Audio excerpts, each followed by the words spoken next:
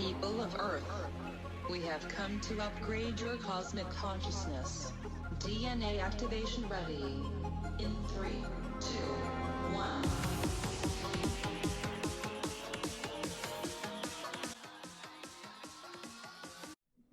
Hi, welcome to Q&A on Breakthrough Leadership. I'm Lou Quinto. And I'm Craig Anderson.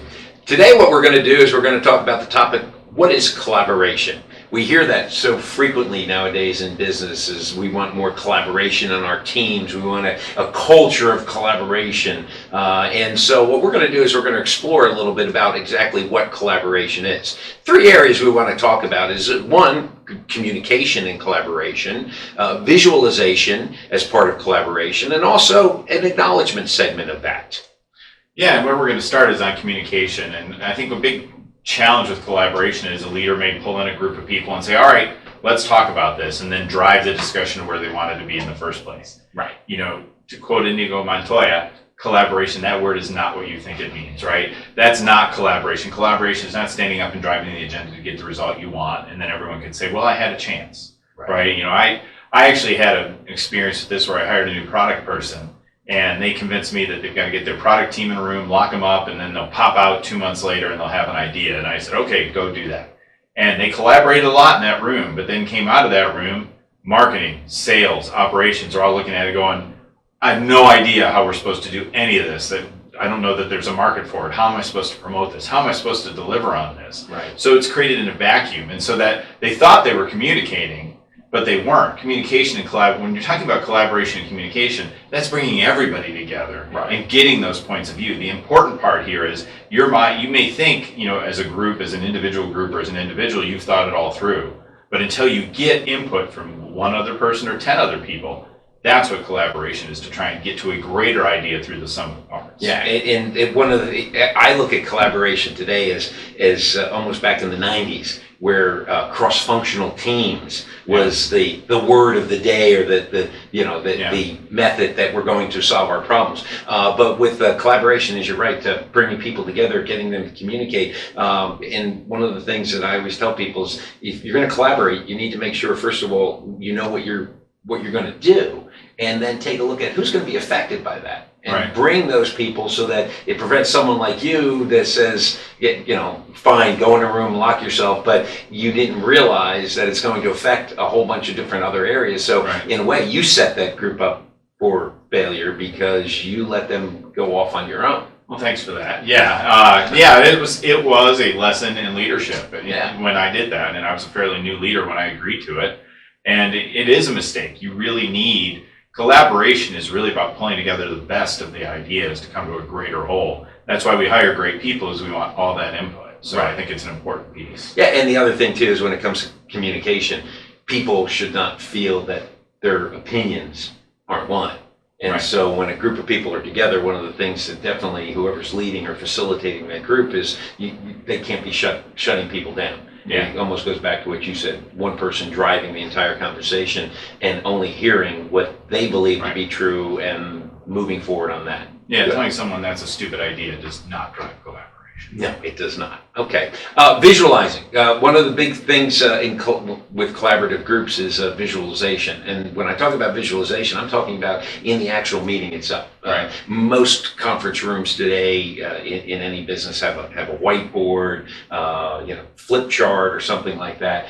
Getting everything up in front of people.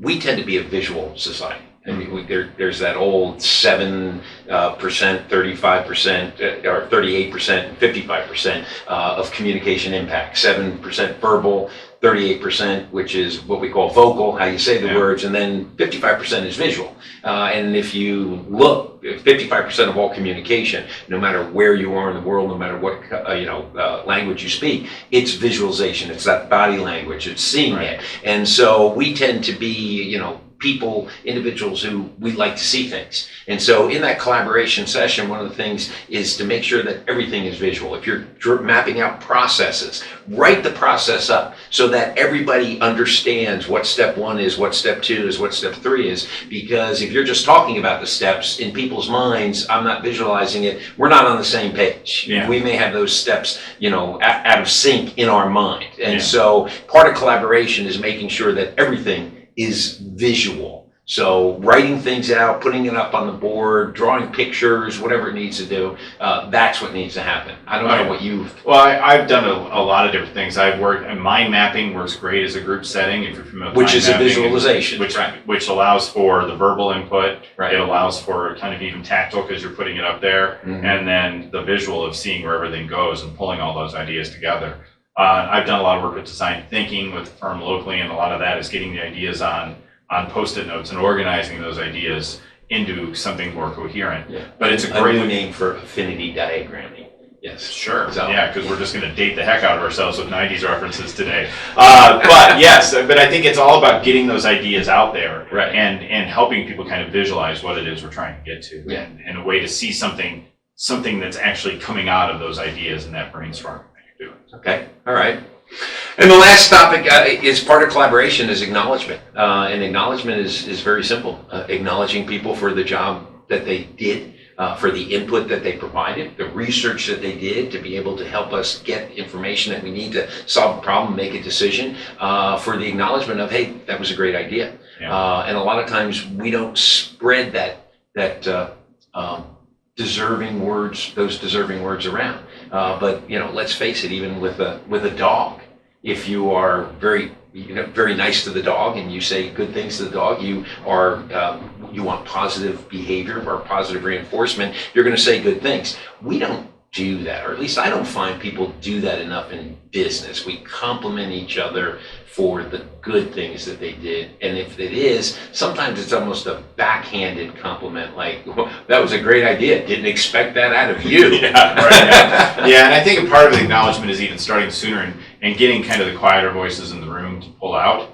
and then acknowledging those ideas, right? It's even the thing that drives me crazy, and instead of but, and I'm the worst person in the world for doing it. But it's there you go. Right. Yeah, and so it's trying to pull everyone into the room, because especially kind of your newer employees may have great ideas, but that's a pretty intimidating thing sitting in a group of 10 people. So, hey, Jane, what do you think about this issue? Right. And acknowledging their participation and, Mm-hmm. and the input that they have, because it can springboard to other ideas. Sure. And the quickest way to shut things down is, it's just saying that's a bad idea, Killer let's statements. not, killer Yeah. statements. Yeah. We're not going there today. Right.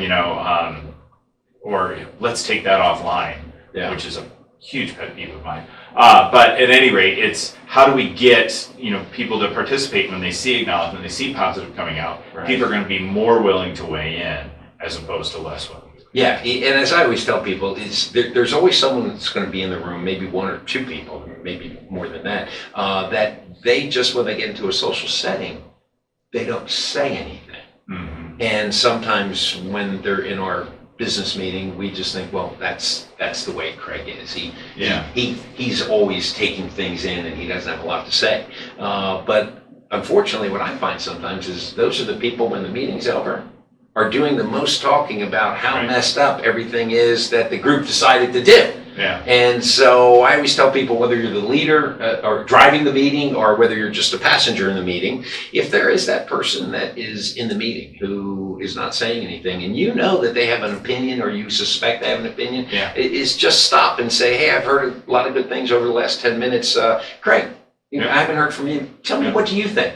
Because a lot of times, just by doing that, you're telling the person, I'm respecting what input you have. I'm giving you the opportunity now to speak your mind. But if the meeting just keeps running like a freight train, Yeah. that acknowledgement isn't there. Absolutely. Okay. So Today, key takeaways, collaboration, the new buzzword, making sure you have good collaboration. That's one thing that I've taken away. You've mocked me because of my, referencing 1990s type of management terms. But collaboration is the big buzzword. It's not that it hasn't been there. It's changed. It's more refined. It's more defined as far as what it is. And those companies that have better collaboration are seeing more productivity, and they're also seeing a culture shift where people feel that they are actually part of the company as opposed to I'm just here, punch the clock, get my pay, do my work, and go home. Absolutely, and I think my takeaway, just to make amends for my '90s references, I'll quote Vanilla Ice: "Stop, collaborate, and listen." That's how you start moving these forward. Stop driving the car so fast.